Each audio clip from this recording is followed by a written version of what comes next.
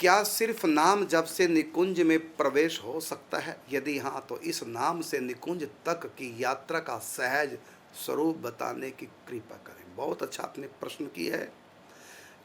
अब आपने पूछा कि पहला पहला प्रश्न है, इसी का पहला अंश है प्रश्न का, क्या सिर्फ नाम जप से निकुंज में प्रवेश हो सकता है?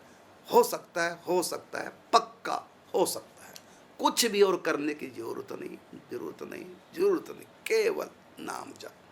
हरेर नाम, हरेर नाम एव केवलम, कलौ नास्तेव नास्तेव नास्तेव गति नंदत। और कोई गति नहीं है, नहीं है, नहीं है, केवल हरि का नाम, हरि का नाम, हरि का नाम। इसलिए आप निशंक विश्वास कीजिए।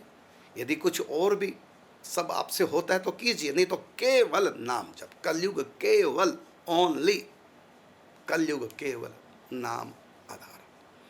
बस नाम का जाप और नाम का संकीर्तन, और अपराधों से बचो। बस राम नाम जाप कर, भूल के न पाप कर। पाप त्याग कर अगर तू जाप करेगा, अपना सुधार स्वयं आप करेगा, तो एक दिन प्रभु से मुलाकात करेगा।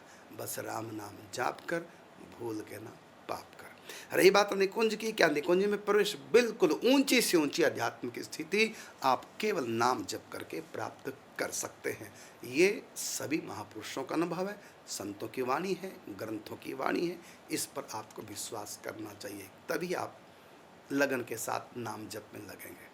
फिर जब आपकी लगन लगेगी, फिर तो भजन कर, तो ऐसा कर भजन करने की हद कर दे, भजन के बल से यमराज का खाता भी रद्द कर दे। पहले आपके पापों का परिमार्जन, आपकी मैल धोएगा नाम, और जब मैल धुल जाएगी तो ही नाम आपको प्रेम के रंग में रंगेगा, और धीरे धीरे यही प्रेम आपका रस में परिवर्तित जब होगा तो निकुंज की प्राप्ति हो जाएगी। इसके बाद आपने पूछा कि यदि हाँ, तो इस नाम से निकुंज तक की यात्रा का सहज स्वरूप बताने की कृपा करें। बहुत अच्छा प्रश्न है। नाम जप से निकुंज, नाम रूप लीला धाम। नाम जप करते करते चित्त का परिमार्जन होगा, फिर रूप प्रकट होगा हृदय में। जब रूप प्रकट होगा, कुछ समय के बाद आप रूप में मगन रहिए, अपने आप ही लीला प्रकट हो जाएगी। और जब लीला प्रकट होगी तो धाम तो प्रकट होगा, क्योंकि लीला तो धाम में ही होगी। तो धाम हमारा निकुंज है वृंदावन, तो आप वृंदावन की लीला प्रकट होगी। तो नाम से वृंदावन तक तो जाना है। नाम रूप लीला धाम, पहले नाम जप, फिर रूप प्रकट ध्यान, फिर लीला चिंतन, उसके बाद फिर धाम की प्राप्ति होगी। हाँ, मैं कहना चाहूँगा, आपने जो पूछा है, इसका यदि आप विशद वर्णन चाहते हैं, सुनना चाहते हैं, तो सत्संग वर्षा करुणदास ये लिख दो यूट्यूब पर जा कर के। फिर हमारे 8 दिन के प्रवचन हैं इसी चारों को लेकर, नाम रूप लीला और धाम।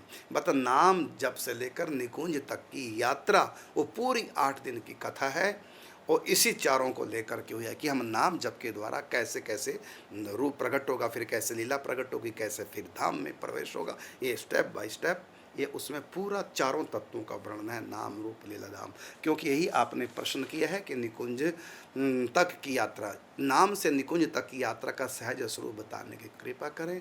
तो उसमें कथा है, पूरी प्रवचन है, कथा नहीं है। उस कार्यक्रम का नाम एक बार फिर सुनेंगे, सत्संग वर्षा करुण दास। दास का नाम लिखना ना भूलें, लिखें साथ में, क्योंकि सत्संग वर्षा के नाम से और भी कई कार्यक्रम होंगे।